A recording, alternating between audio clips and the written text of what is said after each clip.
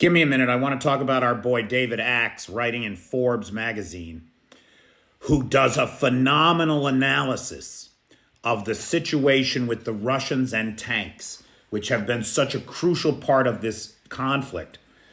According to his research, and he draws on numerous open source intelligence, as well as statements from the Kremlin and the Ukrainian armed forces, to determine that it is likely that Russia entered the conflict with 2,987 tanks.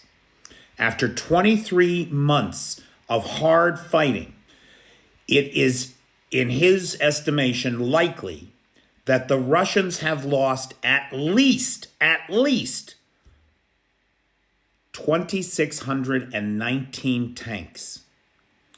1,725 destroyed, 145 damaged, 205 abandoned, 544 captured, leaving around 368 tanks.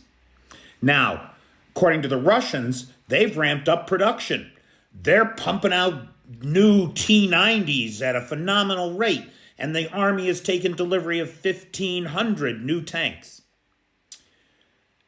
Mr. Axe refutes these claims, or at least doubts them, and instead suggests that it is possible that the Russians have managed to produce 780 tanks, or repair and replace.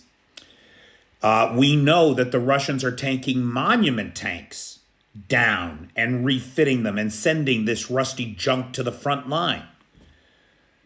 In Mr. Axe's estimation, the Russians are down to likely somewhere around 1,180 tanks, which is just about what Ukraine has. Boy, I sure wish we could get the Ukrainians 300 Abrams. That at this critical inflection point in this conflict, that would make a difference. But here's what we're seeing. This is the real upshot here. With all those losses, the Russians are still sending tanks against the front lines in Avdiivka and Mariinka and Kupiansk, and they're losing them at the rate of over 100 a month.